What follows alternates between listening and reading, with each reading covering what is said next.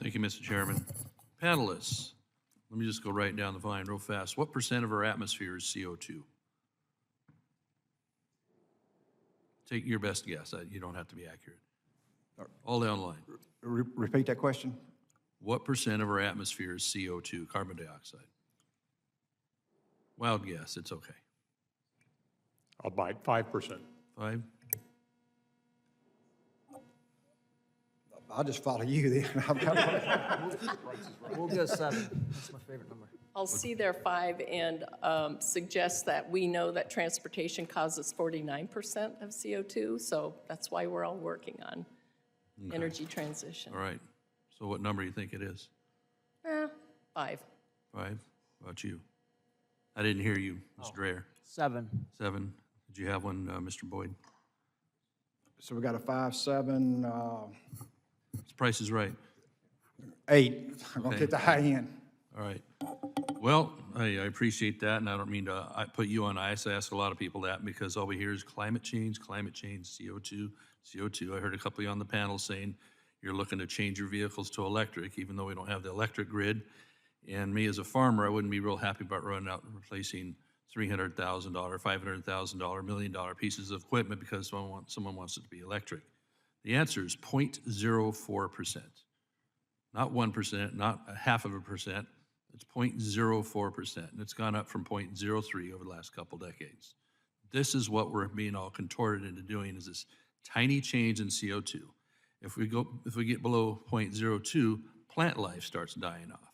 So let me ask Mr. Boyd, what are a lot of your vehicles Tier 4 already, or the vehicles that you know about in the industry? Yes. All right, so that's the cleanest burning diesel equipment you can get, right? Yes, sir. All right. How about Mr. Dreyer? What do you think? Yes. Okay. So why would anybody be anxious to go out and change out all those vehicles that you've been upgrading? In my home state of California, CARB has eliminated lots of equipment. Trucks, you know, we're down at least 70,000 truckers, and all because they don't make a mandate for a 2011 and newer vehicle. And so it's going to be harder to get things from the ports, all that. So anyway, I just wanted to underline that as we all get all giddy about trying to make everything electric, especially in my home state when they're shutting down the power grid and taking out hydroelectric dams, and they barely kept in place the nuclear power plant for an additional 5 years, which is 9% of our grid. I don't know how we're going to do this. I don't know how you guys are going to do construction out in remote areas where there isn't power lines yet nearby or what have you in order to charge this stuff. Maybe you'll bring generators. So anyway, thank you for letting me rant on that a little bit. Mr. Boyd, what are some of the challenges of trying to get permits to get stone, sand, and gravel available, especially like in places like California where just a few years ago, and I don't know what's current now, but in order to get these products into the Bay Area, they gave up getting it locally. They barged it in from British Columbia and stuff like that. Yeah, and I think that goes back to what we talked about a while ago on Buy America. Using your district as a great example, if these exclusions are not made on the construction materials end, I don't know how your district's going to get any projects done, just due to the permitting issues that you currently have. You have no other option but to bring it in outside of America. From somewhere else, a long ways away, longer transportation, right? Oh, no question. Yeah. Mr. Dreyer, when we're talking about the Infrastructure Act here, where there was attempts in this committee, attempts in Congress to make it not what it ended up being, at least on the highway section, but get rid of the ability to add highway capacity, downgrading projects, and instead Secretary Buttigieg put in performance measurements to reduce CO2 and greenhouse gas from highway transportation. These are holding up projects. So this was supposed to be in a so-called Infrastructure Act that the president and Democrats pretty much did on their own in the last session. The House Republicans didn't have a lot of opportunity to help shape. So the intent of Congress ended up being, by the time it got through the House and the Senate, to do a bill that would be a little more broad in transportation projects. So give me your interpretation of what we ended up with if we can't add lanes and we can't do the things that are actually going to upgrade infrastructure. You're going to have to go fast, sorry. I don't have any information on that question. No info? Okay. Well, buying, again, like in my home state, they'll put out a new gas tax, for example, put that in place. And then by the time it gets passed, the voters have agreed to it. They pull the rug out from under them. It ends up going for bike paths, buying land and things like that. And it can't go for lane capacity expansion for infrastructure. They can barely keep the focus on fixing infrastructure we have, or certainly adding to it, like what real people want. So instead, we get high-speed rail, which is half of it's underwater in the Central Valley right now. Thank you, Mr. Chairman. I'll yield back. Chair now. We urge our colleagues to support the bill. Thank you. Thank you. Mr. Speaker, I'm happy to yield now to the gentleman from, speaking of California, the gentleman from the northern portions of California, Mr. LaMalfa. Well, thank you, Mr. Johnson from Louisiana, and also Mr. Fulcher from Idaho. I just happen to be going to speak with you about that subject on California. Now, California is a beautiful place, beautiful climate and terrain and territory. It's just its politics have gotten so upside down in the last, pick a number of years, 40 years, 50 years. On not really being there to serve the people anymore, but to serve climate agendas and other crazy agendas I won't go into here tonight. You know, I live in the rural part of California. I like to say the normal part still, in the far north, where we farm and we ranch. We still attempt to do mining in order to produce the products that city people need. And if they didn't have us around to do those, then I don't know, they want to, I guess, import all of it, which seems to be the direction here. Let's import it all from China. So, you know, one of the interesting things, I won't say funny because, well, the people watching might think it's funny because we do this ourselves, but our California Air Resource Board released a rule requiring all new cars in California that would be sold new to be zero-emission vehicles by 2035. Now, this was tried back in the 80s, where they said, well, we want, I believe, maybe it was 1990, 10% of all cars sold by the year 2000, if I remember the numbers correctly, to be zero-emission vehicles. So what did we end up with was that the car companies were trying to make battery-powered vehicles that looked like glorified golf carts, or maybe those little rigs you saw on Fantasy Island that Tattoo was driving around in, to be legitimate vehicles you would have out on the roadway. You saw basically oversized golf carts with license plates on trying to somehow meet this mandate. Well, CARB figured that out at the time that it wasn't going to get there, so they relented on it. But now they're not relenting. So we have this mandate, not actually passed by the legislature or signed by the governor, but made by the California Air Resources Board, which is famous around the country for being heavy-handed on truckers and off-road vehicles and everything else. So here's the funny part. Just a few days after this mandate came out, our esteemed Governor Newsom had to publicly beg electric vehicle owners to not charge their cars due to concerns of the power grid and blackouts. He told them, hey, please don't charge your cars right now because our grid is overstretched during that particular time. So you have also a few months later, when the winter came in, residents in Sierra Nevada lost power for many days due to heavy snowstorms, knocking the power out. So they couldn't heat their homes and do normal things there. But if they had also an electric vehicle, they couldn't even have gotten out of there to go someplace where it was warm or for other needs, you know, maybe emergency medical or what have you.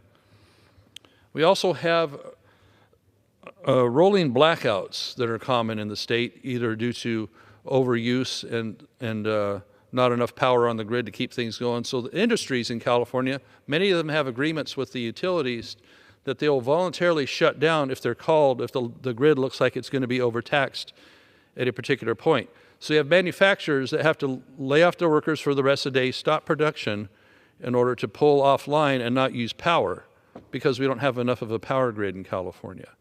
So, and then up in my area, because we have a forest issue, which our forests aren't managed as well as they should be, especially federal land, the U.S. Forest Service, where the power lines have been run through for many decades, where there's hydro generation, et cetera. Power may be coming in from another state. we don't get to maintain around the power lines like we used to because it might be an environmental concern. We can't take the trees down that you need to make sure that they can't swing if they're falling. They might fall within the path of those power lines if the tree, is taller than what the clearance is, right? So I had to pass a bill a couple of years ago to make the process just a little bit easier to get a permit from Forest Service to do that on federal land. It's still not easy and it's still not very timely, but it got a little bit better. So we have that to deal with. They call it a public safety power shutoff. Especially affects part of my district. It seems like when I drive through Tehama County, sometimes during that time of year, now they've improved it a little bit, but the whole county would be shut off because the wind blew and it might cause branches to blow into the power lines, therefore bad things happening, such as the Camp Fire, which 85 people died in Paradise, California, due to a power line problem a few miles east of there blowing through, and then other fires like the Car Fire near Redding, Zog Fire, and many, many others. And then we saw, of course, the effect tragically in Hawaii that we just mourned this week, and that's what this red ribbon represents, because we're not managing the lands around power lines. And this is happening right in California at the same time that they're mandating more and more electricity use, forcing us into vehicles we can't afford or don't want. Also, they want to ban gas stoves and gas water heaters and make them be on the grid as well. I mean, you couldn't get any dumber with the stuff we're doing in that home state, that beautiful home state I have of California. Rolling blackouts. By miracle, last year they decided, well, we need to keep the Diablo Canyon nuclear power plant going for another 5 years instead of maybe a 40-year permit. It was put in about 1982 when I was going to school down there at San Luis Obispo. And it had a much longer life than what they're allowing because, we don't like nukes, nukes are scary, even though they make zero CO2, as does hydropower. Right now, they're in the process of tearing dams out to make hydroelectric power in my district, and they have their eyes on more up in Washington and other areas because, it might be an environmental issue, It's really absurd what we're doing ourselves. We're putting ourselves into the Stone Age so we can go live in caves and eat insects that these guys are prescribing for us, It's disgusting. And so now they want to apply this towards our vehicles. We've got the cleanest burning, most efficient vehicles ever being put out by the car manufacturers. But no, they don't look at it that way. They don't give credit for how much better and clean our LA Basin's air is cleaner than it has been. You remember the 60s and 50s and all that and such. It's much cleaner now. We made so much progress on this, yet they just want to, because they have the power to or arbitrarily just think it's a feel-good policy, take these vehicles away, take car choice away from people. I remember the EPA under Andy Wheeler just a few years ago was trying to make it where people could have more affordable cars and not having this 54.5 mile per gallon mandate. Now, what does a 54.5 mile per gallon vehicle look like to you? Is that a car choice to you and that mandate was going to be fully fleshed out? I mean, most cars, pretty good gas mileage cars get 30, 35, somewhere around there. A lot of others, 20, 25, depending on what you want. But see, it isn't about your choice. It's about government deciding what you need or what you should have. What is your neighborhood going to look like? How much do you get to travel anymore? All this massive control issues. So we have public safety power shutoffs. We have them tearing down the hydroelectric dams. And then the dams we still do have, they're requiring more and more of the water to go out in such a way that they don't even turn the turbines, but instead, we want the cold water to go out to lower the temperature of the river maybe by 1 degree, and it'll be a little bit better for the fish in the river. Or we want the water to come off the top of the lake that can't go through the turbines, because we want to save that colder water for later in the season so it can be 1 degree colder downriver for the fish. I mean, it's crazy. So when this first was announced by CARB, the governor of California, we sent him a letter, and to his CARB chair, Leanne Randolph, asking him to consider alternate policies to reduce emissions that do not add additional strain to the state's energy grid or restrictions on consumer choice. Choice. We all like that around here, don't we? So I thank my California public colleagues for joining me on sending a unified message, and believe that this letter has helped us get a bill on the floor this week, which is known as H.R. 1435. Which the bill would prevent the U.S. EPA from issuing a waiver to California Air Resources Board in order to enact that rule the state is trying to do, without, again, legislation by the elected legislators. So, and this is what they've been using for a lot of years to put California even under a tighter scrutiny than a lot of the rest of the country. And it makes us uncompetitive in many aspects.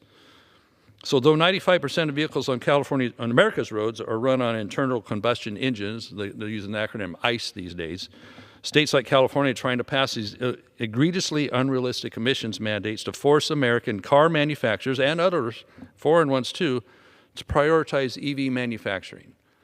Where are we going to mine the materials to make these? Where are we going to have the power on the grid to run them? You're going to have to change the power grid in neighborhoods to have the massive amount of transformers and the wires and the poles and the insulators and all that in order to have these charging units inside people's homes in their garages.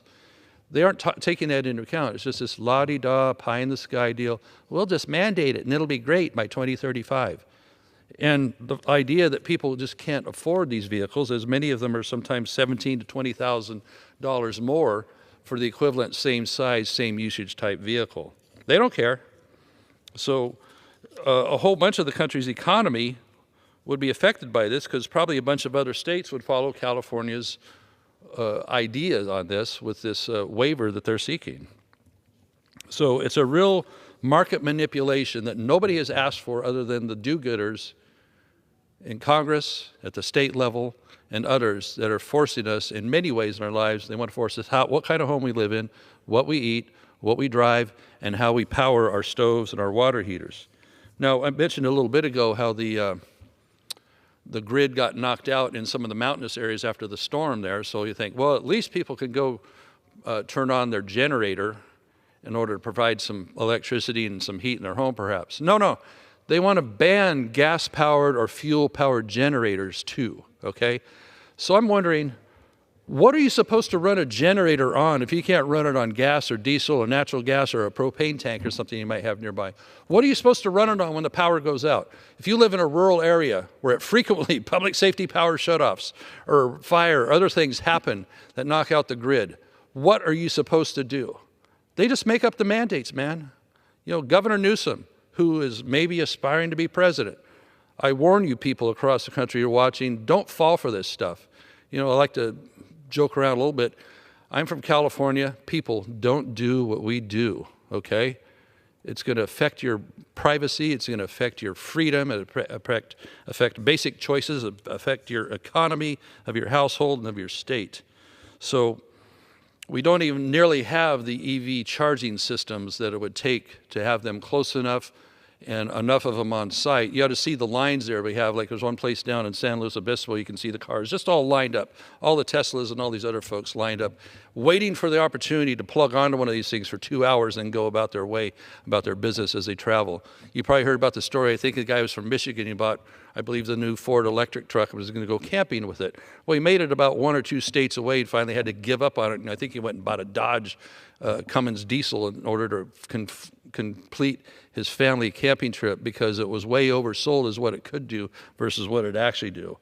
So getting back to the bill, we don't want to empower California and perhaps up to 17 other states with this EPA waiver that they can force this stuff upon the people and take away their choices, their mobility, you know, to do what they need to do. Ask a guy who's a contractor, a roofing company, or a farmer, a rancher, a miner, a logger. Do they need their F-250 or do they want to get a fleet of 5 Priuses to go do the same job? You know, they need to have choices and these mandates. This is at a time when we got, as I said, the cleanest running, most efficient vehicles we've ever made. And, oh, we got to cut down the CO2, climate change. Climate change, give me a break. CO2 is only 0.04% of our atmosphere. They act like it's the end of the world. CO2 is an important building block for plant life. Everything's made out of carbon.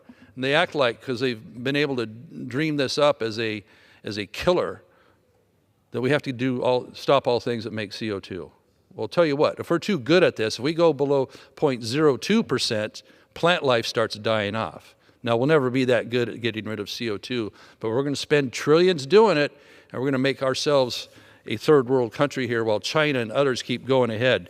Even though I believe our Governor Newsom's running over to China for a visit to talk about climate change. Meanwhile, we have one of the worst homeless problems in the state of California, and our economy isn't that great either. And our water situation isn't that great either, as even though we were blessed with so much rain this year, we need to build water storage for people. We need to build that for our agriculture so we can supply this nation with the food it needs from California. With so many of our crops, 90+% come from California. You wouldn't have your almonds, you wouldn't have your tomatoes, you wouldn't have your pistachios, you wouldn't have many things that come from California, but we're prioritizing this nonsense of taking away people's vehicles and climate change that it gets preached on half the time around here, and every policy in this place has to be run through a climate change filter, even though it's nonsense that CO2, once again, is only 0.04% of our atmosphere, and it's not a killer because carbon is a building block of everything we live off of.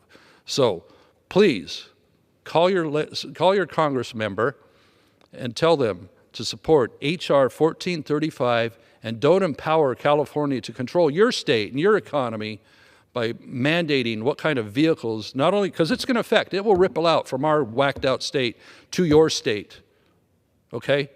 And what vehicles you're going to drive and how you're going to do business in your business. So please check that out and support the bill.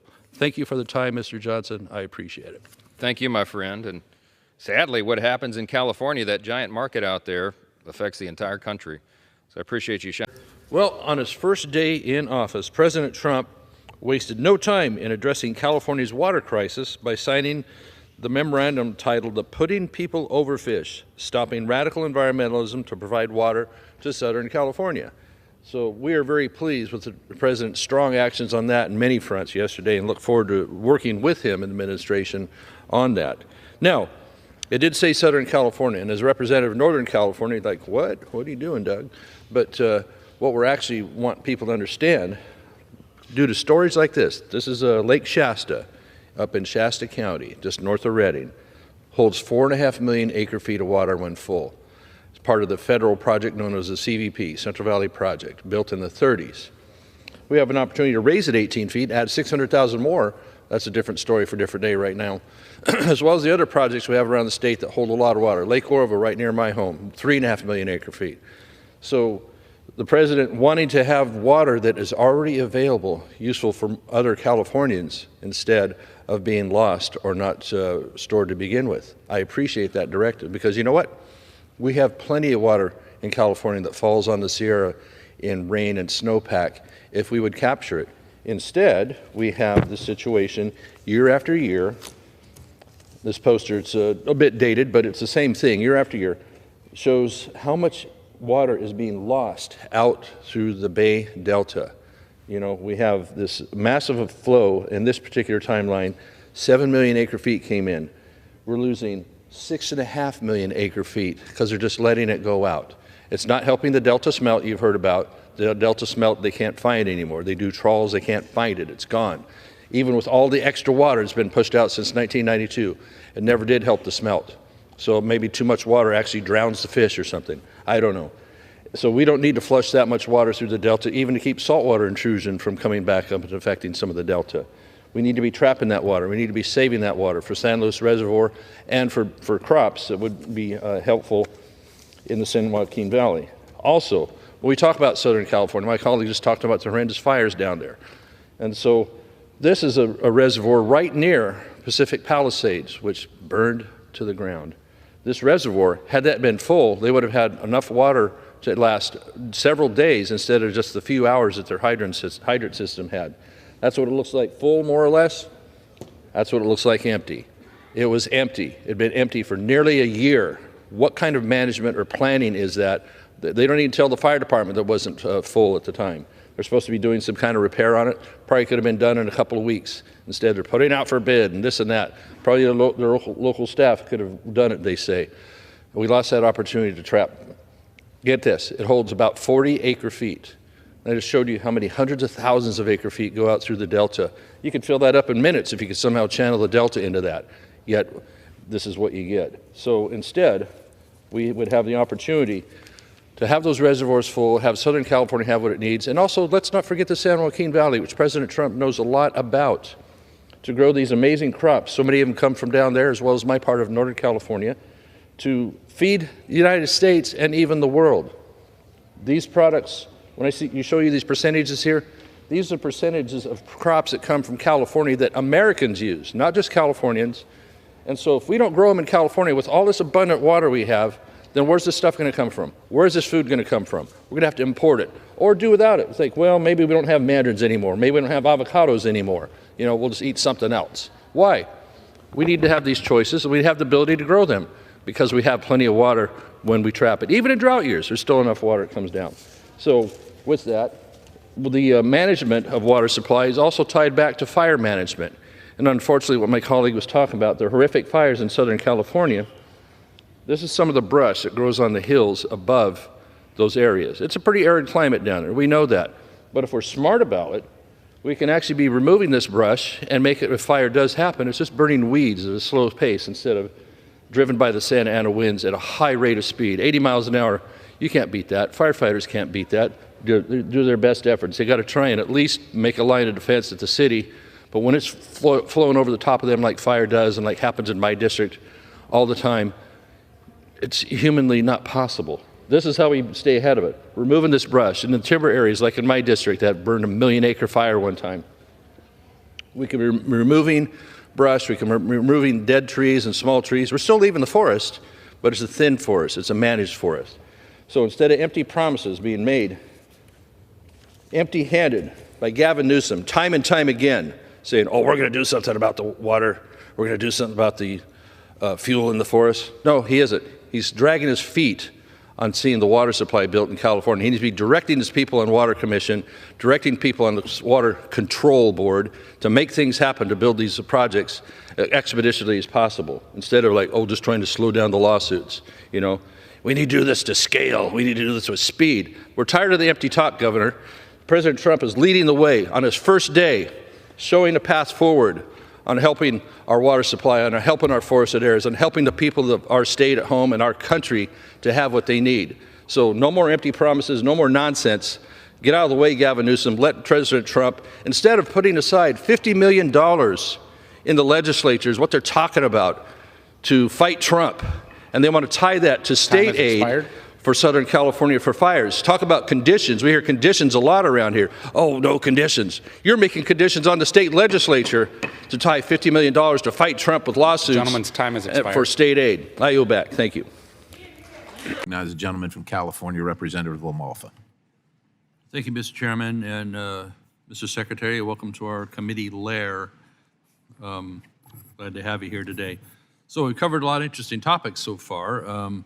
High-speed rail in California, that's always a fun one for me since I've watched that evolve for a long time as a Californian, and still the fact remains that the price of the thing has quadrupled from what the taxpayers originally sold when they approved about $10 billion worth of bonds, and the ARA Act in about 2009 supplemented with about $3.5 billion more when all the other states threw theirs back in the pot and California got it all. We've only been able to supplement that with some CO2 auctions at the state level. So we're going to be probably 70, 80, 90 billion dollars short to complete that project. So however much begging they come with hat in hand to this Congress here, to DC, that's what they're going to be ultimately asking for, because it'll never pay for itself. So it's time to move on to something else. I was found it interesting here earlier on the price of electric vehicles that an F-150 is $50,000 now because it's about $10,000 higher it should be because of supply chain and a COVID shutdown that was much longer than it should have been. So you can see an F-150 at 50 grand, but you can see the Lightning version up to all electric is about 70 to 80 grand. You can look that right up. So EV vehicles are going to be much costlier than the same equivalent, same size of a internal combustion vehicle. So that's a reality that consumers are going to face as they get pushed out of having the choices. Is what Mr. Perry was saying. Ford is losing their rear end on these things right now, and that's going to have to affect the price of everything else as well as the jobs. So the thing that it comes down to is that we're going to have to make them here, we're going to let China make them. Well, even China making them is something that people aren't asking for unless they have a free choice. So what I want to get at, Mr. Secretary, first, why are we doing all this? Is it high-speed rail is because we're chasing a few tons of CO2? All these electric vehicles, is it because we're chasing CO2? Is that really the whole deal? Here's the way I look at it. The EV revolution is happening with or without us. Exercising their free choice, Americans have tripled the proportion of cars that they are purchasing electric already, and we're still at the very outset of this revolution. You add to the fact that the cost of producing the cars will come down, and that if you've ever driven one, you probably know that it has superior performance, lower maintenance costs, lower cost of fueling it. Not in my rural and district, fewer sir, moving because I have parts. to drive many, many miles, and I can't, people don't want to come to my district so much because they can't count on being able to charge their vehicle if they want to go way up to Modoc County or something, so. Yeah, for sure. If you're driving more than a couple hundred miles a day, then you really depend on that charging infrastructure, some of which isn't there.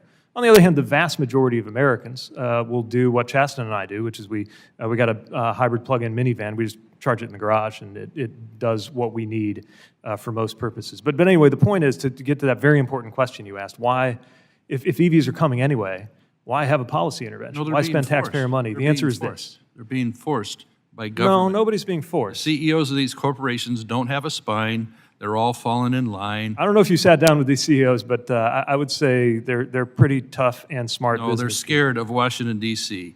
You know, years ago when the mandate was to have 54.5 mile per gallon average, oh, we can do that by the year 22 or whatever. No way in hell they can hit that before all this electric stuff started happening. It was 25, I think. You know what a 54.5 mile per gallon internal combustion vehicle looks like? It's about this big.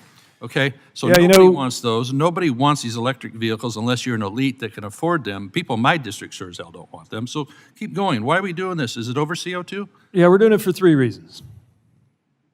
Even though the EV revolution is going to happen anyway. I Oh, think it's a that's revolution caused I would by love to be able to answer your question, Congressman. Yeah, okay. Even though we think that transition is happening in the automotive sector no matter what, there are 3 things that we think are not guaranteed. Will it happen quickly enough to materially help with climate change? Will it happen on equitable terms that are available to people who aren't wealthy and Okay, might I'm not be running able? short on and time, 3 so if I could just please finish my answer. Let's drill If I on could the climate just change. finish Let's- the others third. will Will it be drill made the on climate- American It's soil about or not? CO2, isn't it? How's what that? Percent of the atmosphere is CO2 that we're chasing here? I'm sorry? What percent of the atmosphere is CO2 that we're chasing here? Because you talked about climate change. I don't know the percentage of atmospheric gases. You don't know the that exist percent of the CO2. atmosphere. What I can tell you is that climate change is real. We got to do something about it. Yeah, this one's And we've called been autumn, sir. So I'm sorry? This one's called autumn right now, so yeah. I'm sorry, I couldn't make out what you said, sir. This climate change right now is called autumn, yes. Yeah, that's the seasons changing, Mm-hmm. which respectively is not the same thing as the climate changing. And as somebody who is hoping to retire in the 2050s and who has kids who will be old enough to ask me as they're getting to their 30s whether we did enough to deal with climate change or whether we just did what was convenient, I take that really seriously. Reclaiming my time, thank you, Mrs. Secretary. The trillions and trillions we're going to cost our kids to chase a tiny percentage of CO2 will bankrupt all of us, and bankrupt our economy, and ship it to China for all the other reasons. So I yield back, Mr. Gentleman's time has expired. Thank you, Mr. Speaker. Well, it's everywhere. You can't avoid it in the news, and it shouldn't be avoided. It's so horrible.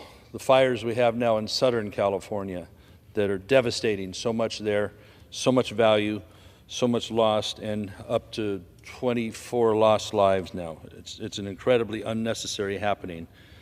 They've been raging in LA. It happens every year with the Santa Ana winds.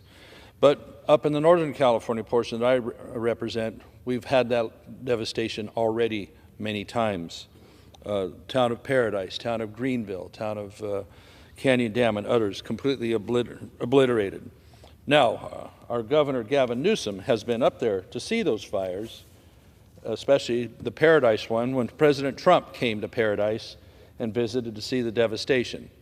So at the time, President Trump asked him and others, what are you doing to clear the land in such a way that makes it less fire prone, to rake the forest floor? And then people made fun of that word rake, which actually is a technical term for some of the equipment used in forestry, to make sure areas can be a little more fire safe by thinning trees, removing brush, removing dead material on that. So the question is, as Governor Newsom goes out on site and waves his arms and tells us it's someone else's fault, then what has he learned in the last 6 years? And more importantly, what has he applied since he had this photo op in Paradise as the new governor of California? It looks like not much action. Certain promises are made to be aggressive on land management in California, yet, and certain claims are made, but the actual numbers are 1/5 of the amount claimed that had been treated, that had been the work that had been done in California. So we've seen time after time, more and more fires. The Camp Fire in Paradise, listed here, 85 lives lost, 90% of the homes. The Car Fire near Redding, the Zog Fire on the other side of Redding, the Park Fire last year, 400,000 acres from Chico all the way up to Mount Lassen. The Dixie Fire, 1 million acres. This is all Northern California. Now, Southern California is getting international coverage, and rightfully so. So what are we going to do? What is Newsom going to do? Well, he wants to blame it on climate change. And so we see time and time again, we're hearing about climate change. We're hearing about carbon dioxide. Well, here's the same chart I show often on this floor. Carbon dioxide represents 0.04% of the atmosphere, and it's barely changed. Look at the rest of the chart, what isn't CO2. And they want to just make it a climate change story. So what are we doing to make things more fire resilient in Southern California? This is a reservoir, the Santa Ynez Reservoir, just up the hill from Pacific Palisades. The portion on the right here is what it looks like more or less when it's full. Here's what it looks like presently. It's empty. It's been empty since last February. They've been fooling around for nearly a year, supposedly repairing the cover over the thing. And so it holds 117 million gallons of water. And they report to us that there's 3 1-million-gallon tanks that ran out by the third one by 3 a.m. on the night of the fire above Pacific Palisades. What would another 117, approximately 40 times the storage of those 3 tanks, been able to do for them had it been available? Had the maintenance been done? Well, the governor's going to start an investigation on it now, kind of like when he starts an investigation on high gas prices due to policies he does to drive up the cost of fuel and make it not available and make the refineries not available and not quit drilling for fuel in California, which we have so much abundance of near that Bakersfield area, et cetera. So what are we doing here? Why is this empty? Why has it been empty for nearly a year to make a little repair in the cover that may have been able to be done by reservoir staff? It's incompetence at all levels here. And so what do we have going on? Is there enough water supply? He says, well, you know, we have plenty of water. Well, presently, next poster, this is Shasta Dam in Northern California. Let's flip it over, please. And we have, it's dumping water right now. It's dumping water out because it still has 1 million acre-feet of space left, but it's dumping water because they want to have room at the top to conserve for more weather. Okay, I guess I understand that. But what are they doing with that water down below? Newsom's plans have stopped the Delta pumps from running at full capacity to fill other water systems around the state, such as San Luis Reservoir, which is about 70% full right now and doesn't have a storage problem for flood, as well as making sure the aqueducts are filling all the other reservoirs, such as the one we just looked at, Santa Ynez. They could fill that in a short amount of time. The amount of water that runs out due to wasted running through the Delta in an hour would fill that Santa Ynez Reservoir. And it would take a long time locally because they have to rely on either wells or coming from some other water source we haven't quite ascertained yet because it's hard to find the information. So The gentleman's what is it? time has Governor expired. Newsom, are you going to help or are you going to be a detriment and just go on camera and blame everybody else and blame the president? We need real work done on to make fire conditions much safer in California and the Gentleman's time West. has I yield expired. back. Gentleman yields back. Thank you, Mr. Chairman, and thank you for appearing with us today, Madam Secretary. Welcome back. About 8 years ago, several secretaries ago, Secretary Jewell signed an agreement to remove the 4 hydroelectric dams along the Klamath River. And now we're seeing with the partial work of that being done, devastation to that river that you, well, I won't say can't imagine because we could imagine that. We knew there was untold amounts of silt that had gathered behind those dams over the years. Now they've been unleashed upon the whole river system all the way out to the mouth into the Pacific Ocean. And so I mentioned this to you when we saw each other. Have you had a chance to take a look at any of the video or photographs of that devastation, what it meant to the wildlife and water quality, et cetera, along there? I'm sorry, Congressman, I didn't hear the exact question. Have you had a chance to take a look at any of the photographs or videos or what have you of the the devastation by the unleashing of that material into the river system all the way out to the mouth of the ocean. I have not seen photographs, but if you. I'm seeing what, sorry? I have not seen any photographs, no. But I'd be Okay. happy to look at photographs. And of You really course- should, and, you know, if you had a chance to visit in person, because what we're talking about when ostensibly this is about salmon, and the life cycle of the salmon involved is 3 years, and there's people from the department and other entities claiming it'll be a 10 to 12-year project for the silt to actually disappear. At the same time, while they have equipment scooping silt out from the lake bottom and dumping it in the river. Now, if you were a miner, if you were anybody else, that would be probably life in prison for what they're doing there, yet somehow that is deemed to be okay. So what we're looking at is the dam removal project so far is a disaster. And at the same time, we hear a lot of talk about climate change and the type of replacing our vehicles, replacing the power generation with CO2 free, you know, right? I'm sure the department has a lot of goals on CO2, right? I mean, in general, right? Carbon dioxide, goals on reducing it? Just from the hip, ma'am. I mean, we don't have to. Sorry. Anyway, I'll keep moving on. Everybody has goals in the California government, the U.S. government on climate change and reducing all that. So at the same time we're talking about this, we are getting rid of the source of CO2-free electricity in dams and then dewatering other dams and making it where they're ineffective at running water through their hydro plants. We've barely kept alive the Diablo Canyon power plant in Central California. At the same time, we're talking about mining and the inability to extract the metals that are needed for producing the electrified vehicles and electrified everything else. So we're going in the opposite directions of both things to meet the goals that the administration and California government seems to be placing upon people to their detriment economically, jobs, et cetera. So at what point, what do you say to the public with goals like this that are wrecking the river and making it much more expensive? And let me zero in on this part.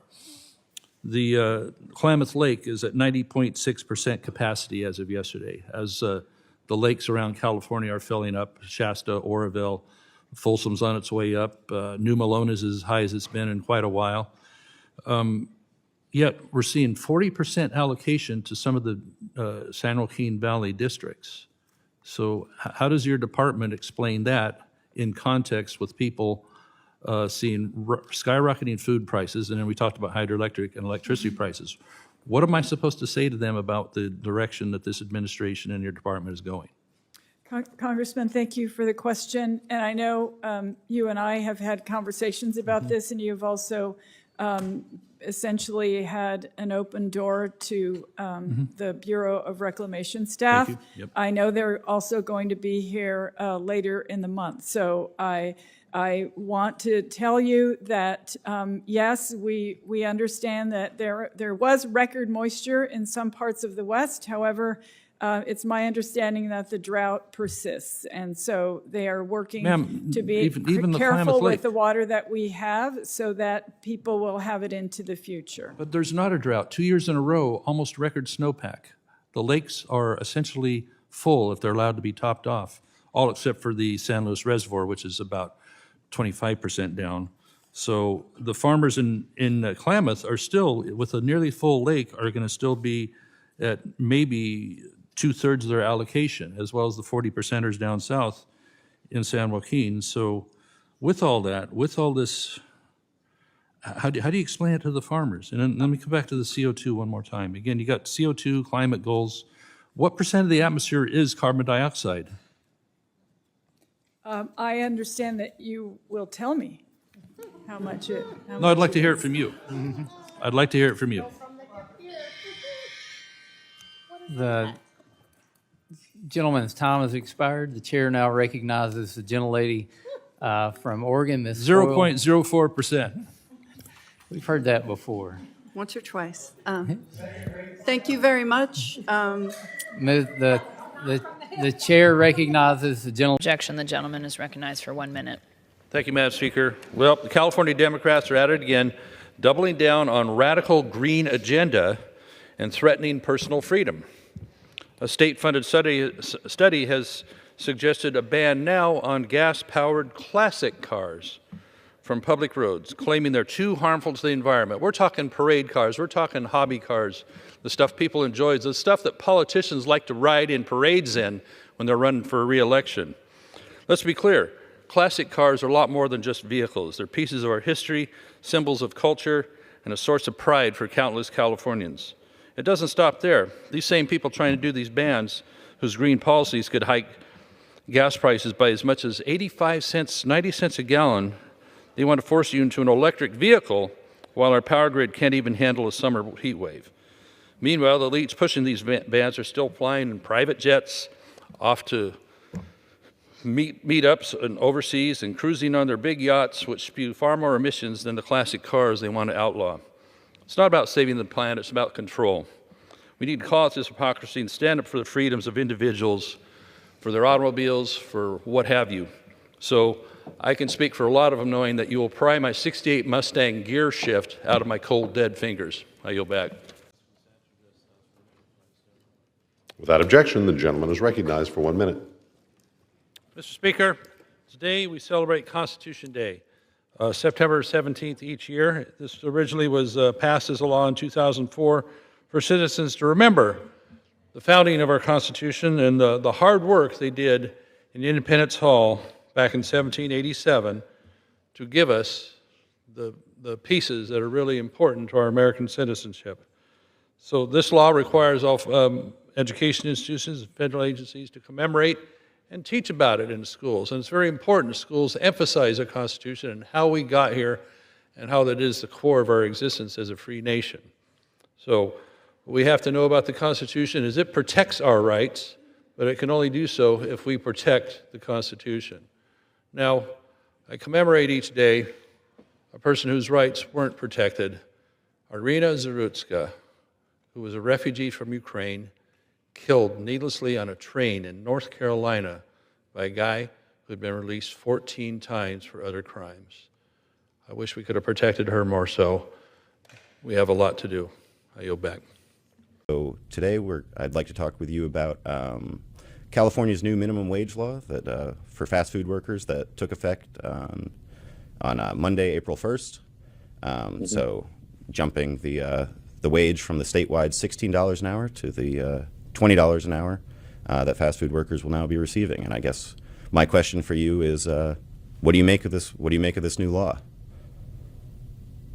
Well, I think it's pretty elitist for the governor and the state legislature to be setting wage levels like that, and they didn't really consult with the people that are going to have to be dealing with that, in that they've already been making moves to accommodate that. Their bottom line still has to be something that they think is going to be in the black, on the profit side. And so the effects are as expected here, that there's going to be reduction in jobs, reduction in hours, and some of the businesses have just flat pulled up and closed. So so that means less jobs overall. It means less local economy from that. And so, the legislators and Governor Newsom are going to see the effect, and we're going to have to remind them of it. Gotcha. And so you've been hearing from constituents already that it's already impacting their bottom line? Indeed. I mean, you're seeing that food prices are already increasing across the board, and so that's going to apply towards so-called fast food as well. And you're hearing more and more anecdotes of people paying, $18 for a normal meal, let's say, at what used to be termed a fast food restaurant. Yeah, people used to associate that with, relative quickness and pretty economical for buying those meals and such. And now it's being priced out, even beforehand on this, with the high cost of inflation of everything, the unnecessary cost of energy and everything that goes along with it, that makes things more hard to procure and produce. So this is the latest that's kind of finishing it off. A local pizza place just decided to pull the pin last week in my hometown here. And that kind of surprised me, but it is part of a chain. And I guess I can't say I'm surprised because they're anticipating. We've already heard layoffs in anticipation for, like pizza delivery drivers and other delivery and reduction of hours, more and more work being done by family, perhaps if it's a family-owned franchise. So you'll see other things happen. Maybe, since Governor Newsom saw that if you bake bread on site, like Panera Bread, which evidently he's received really good campaign contributions from some of those folks, that they have a I guess an exemption from that. So that's still being interpreted, but Newsom's all over the map on that. So it's really it doesn't help. Right. And it just wasn't that long ago where there's a big push to have $15 an hour be the big drive for a living wage that they want to determine. They were stepped in over the wishes of businesses and just started establishing this higher and higher wage, and it's had an effect already. And what Newsom and Biden should be looking at is what they're doing to cause inflation, and not trying to somehow make it up on the back end by forcing employers to make it up out of their own pocket when it isn't economically feasible to pay somebody $20 an hour to, flip a hamburger. Gotcha. Absolutely. For 5 minutes, Mr. Lamborn. Excuse me, Mr. LaMalfa. I'm the other Doug. Yeah. Doug. Yeah, thank you. Thanks again, Mr. Chairman. And welcome, Madam Secretary. Good to see you again. Good to always have a chance to work and speak with you. A lot of conversation beginning about, so-called clean energy and such, and I just wanted to ask right out of the chute, what is the basis for CO2 levels that the department is working off of? What % of our atmosphere is CO2 at this point that so many decisions are being based upon? Congressman, thank you so much for the question. And of course, so much of the work we do is based on science. I am more than happy to have the U.S. Geological Survey or another such bureau get with you on those specific levels. On the current CO2 level of our atmosphere? I don't have that current CO2 level with me, but we are happy to follow up on that specific question with your staff as soon as. Okay. Thank you, Madam Secretary. Let me shift gears to the Klamath Basin. Of course, something we've had quite a bit of conversation about, and the water usage up there. The Klamath Project was created over 100 years ago for agriculture in that basin and such, and it's been a lot of dispute, especially in recent years, over what the allocation is going to be between that and flushing down the stream for fish, or what's kept in the lake for suckerfish. Now, a lot of the data for what the lake level should be was based in a period between 1904 and 1912, when it was the wettest period in recorded history on the level of the basin. So it would seem that current flow rates that are being demanded are way above what the pre-dam lake was delivering to the river. Would it be fair to think that that outlier data should be reconsidered, since that was a window of, again, the wettest period on record recorded for the lake, and many, many years have shown other trends? Wouldn't it be fair to reconsider that outlier data? Congressman, thank you so much for the question. And I know you've had many, many conversations with our Commissioner, Camille Touton, who does a really wonderful job at the Bureau of Reclamation. And that staff who has worked on the Klamath Basin, living, eating, breathing this issue, I know that they have a system that they work off of. And of course, we're always happy to make sure that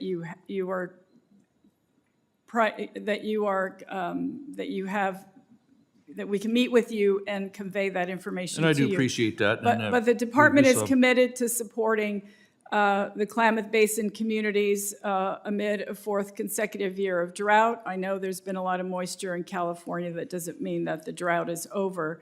The extreme hydrologic conditions over the last several years has made operations of the Klamath Project extremely challenging.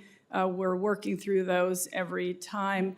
I am, Please, as time, I'm sorry, but as time narrows down here, what we're talking about statistically is a short period of time over 100 years ago on really high lake levels, high inflow levels that don't seem to run on the average here. Let me take that to another portion of my question then, is that the Bureau insists that the historic lake level is 4140, or 2.6 feet higher than what the USGS has accepted as the number is 4137.8.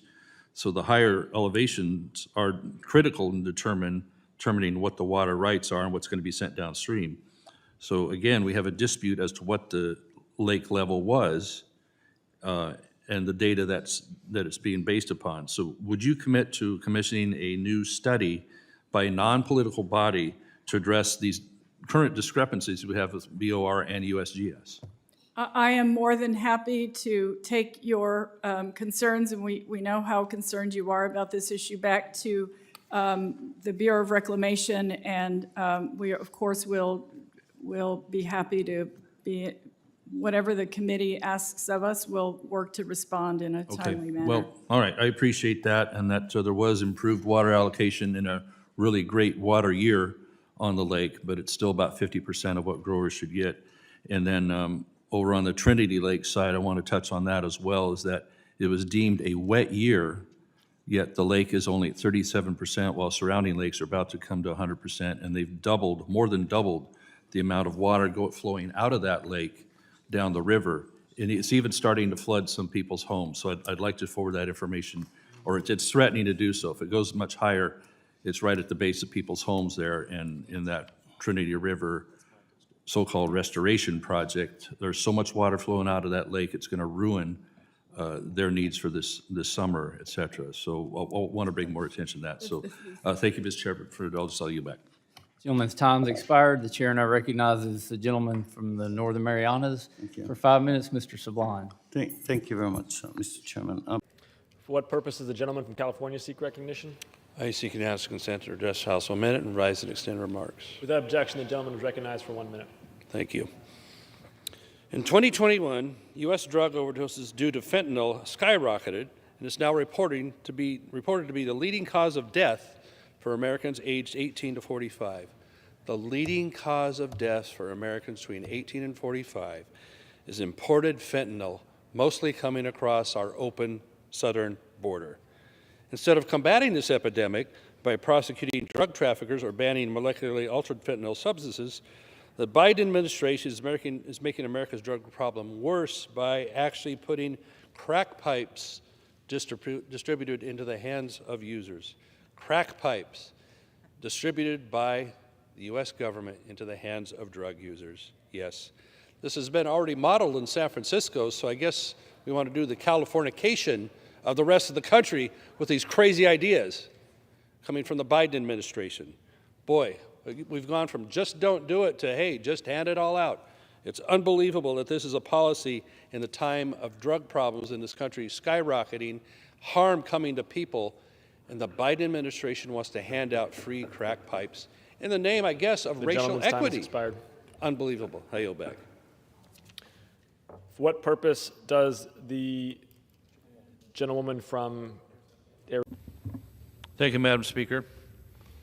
Well, as the country deals with distractions that are the truth of which is very difficult to get out of the White House or other sources, such as the missing Titanic submarine. When did it actually implode? Couldn't get the truth on that. Or where's the packet of cocaine that came into the White House? Who's responsible for that? Why can't they track that with their massive security systems? Or silliness such as males competing in women's sports and being in women's places like their locker rooms. All these things distract away from their important issues in and of themselves, but they distract from some really important issues that don't get a lot of press, a lot of coverage these days. take the situation with Iran and its development of nuclear weapons. Now, that's a very unstable country and one that's a very well-noted sponsor of terror around the world in many areas. So let's harken back a little ways here.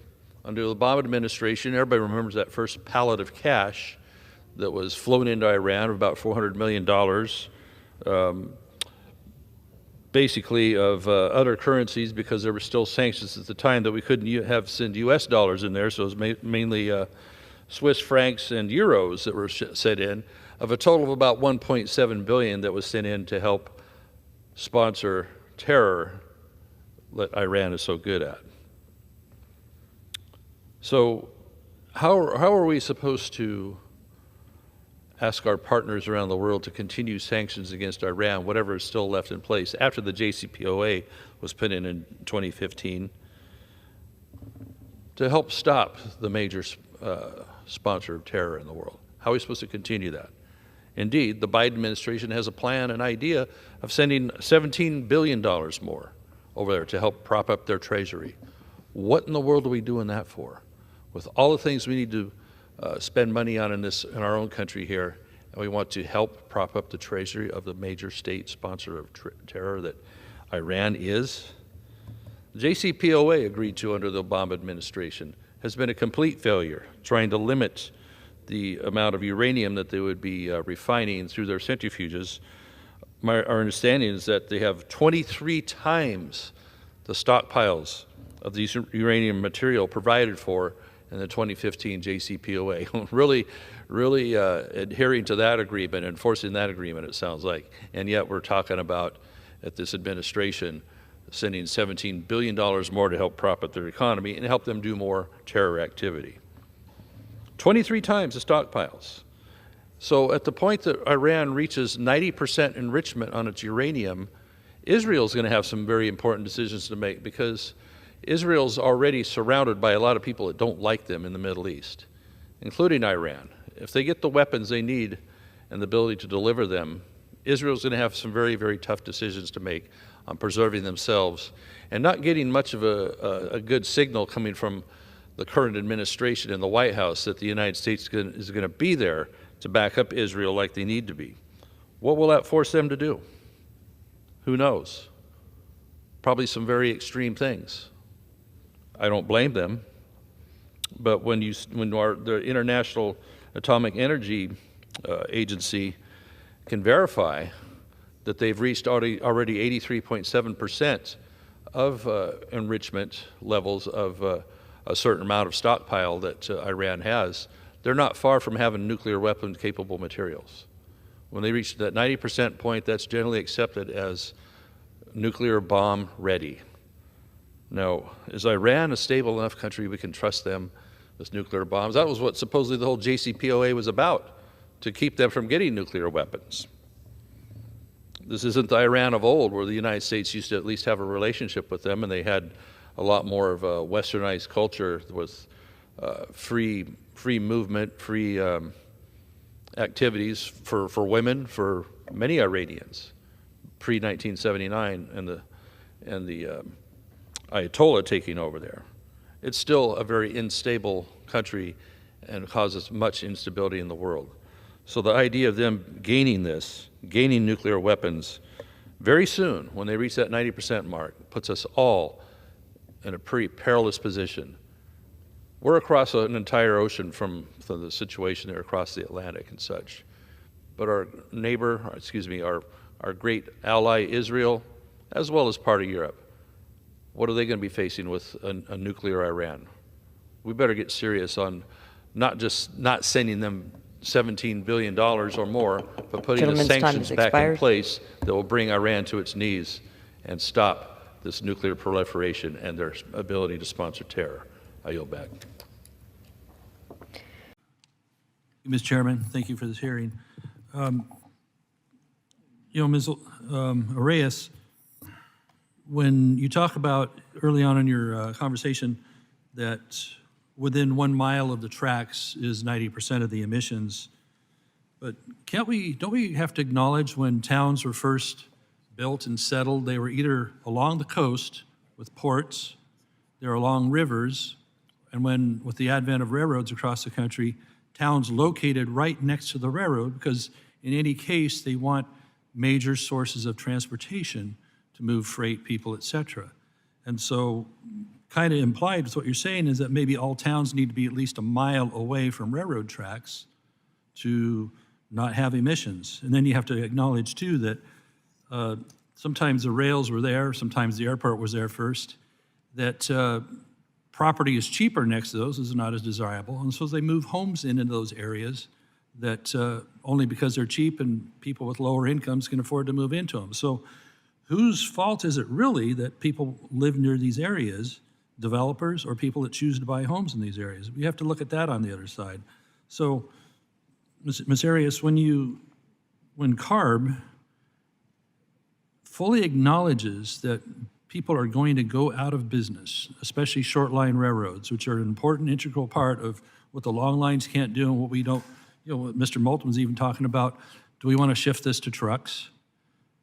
How can you, in good faith, develop a policy that you fully acknowledge is going to put an important sector out of business and at the end of the day, drive up emissions? How does that work?